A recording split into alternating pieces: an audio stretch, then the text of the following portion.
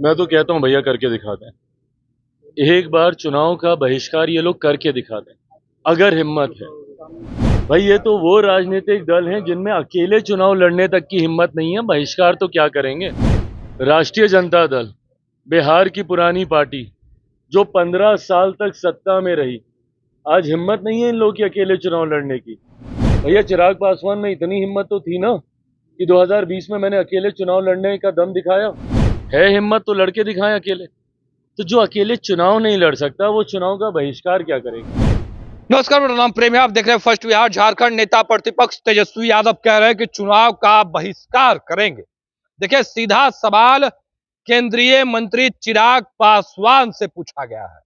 चिराग पासवान ने तेजस्वी यादव और कांग्रेस को लेकर अब बड़ा बयान दे दिया। देखिए, कह रहे हैं ये लोग अकेले चुनाव तो लड़ नहीं सकते हैं, लोगों को गुमराह कर रहे हैं, दिल्ली में सदन चलने नहीं दे रहे हैं। और बिहार में जो विधानसभा में किस तरीके से हंगामे हो रहे थे, क्या कुछ करे केंद्रीय मंत्री चिराग पासवान, सबसे पहले हम आपको वो सुनवाते हैं। मैं तो कहता हूं भैया करके दिखा दें।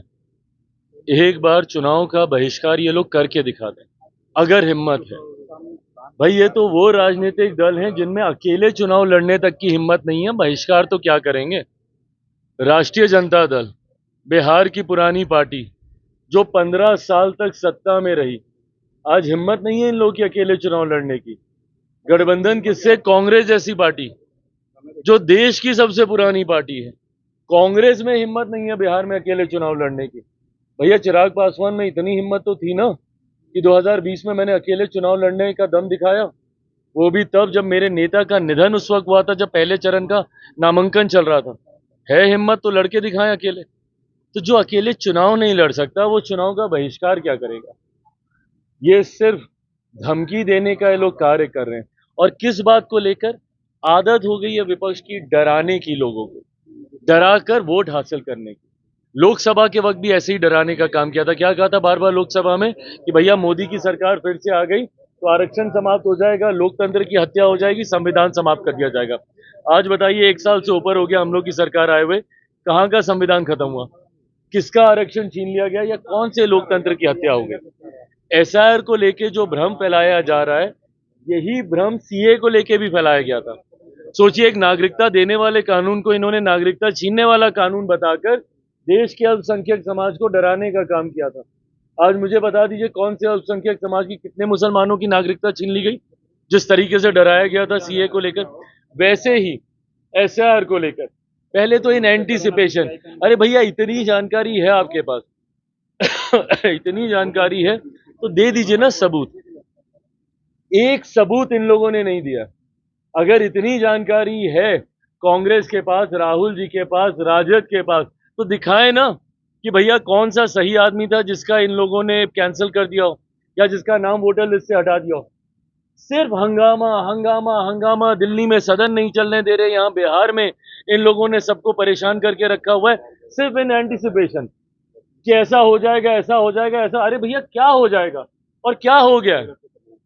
ये सरकार की भी जिम्मेदारी है, हम राजनीतिक दलों की भी जिम्मेदारी है, और चुनाव आयोग जो कि एक संवैधानिक संस्था है उसकी भी जिम्मेदारी है। और अपनी जिम्मेदारी को हर कोई निभाएगा और इस बात को सुनिश्चित करेगा कि किसी भी नागरिक का के साथ कोई अन्याय नहीं हो। But at the same time कोई भी घुसपैठिया हमारे देश के सबसे बड़े अधिकारों में से एक मताधिकार का दुरुपयोग कर ले, ये भी हम लोग नहीं होने देंगे। आज की तारीख में कौन कंप्लेन करता था भैया? यही लोग जाते थे ना। क्यों जाते थे चुनाव आयोग के दरवाजे पे? अगर आपको कोई प्रक्रिया नहीं चाहिए थी, क्यों ये प्रोसेस अपनाया गया? इसीलिए अपनाया गया ना कि लोकसभा चुनाव के बार बार जाते थे ये लोग कि वोटर लिस्ट में धांधली हो रही है। महाराष्ट्र का तो अभी तक हम लोग को सुनाते हैं कि महाराष्ट्र का चुनाव तो हम लोग धांधली से जीते हैं। दिल्ली में सुनाते हैं कि वोटर लिस्ट में डुप्लीकेसी हो गई, नाम जोड़ दिए गए, नाम घटा दिए गए। अब भैया जब इसको लेकर एक इंटेंसिव रिवीजन किया जा रहा है कि कोई गलत ना हो, कई लोगों की मृत्यु हो गई है, उनका नाम दशकों तक चलता रहता है, वो हट जाए, कई नए नाम जोड़ने होते हैं वो नाम जुड़ जाए, जो फर्स्ट टाइम वोटर है उनके साथ कोई अन्याय नहीं हो। जब इस प्रक्रिया का पालन किया जाता है तो भी आपको शिकायत, नहीं किया जाए तो आप चुनाव आयोग का दरवाजा खटखटाते, आप नहीं थकते, तो चिट भी आपकी, पट भी आपकी, नहीं चलेगा। हकीकत यह है, 100 बात की एक मिनट 100 बात की एक बात, 100 बात की एक बात, हकीकत ये है कि विपक्ष अपनी हार मान चुका है।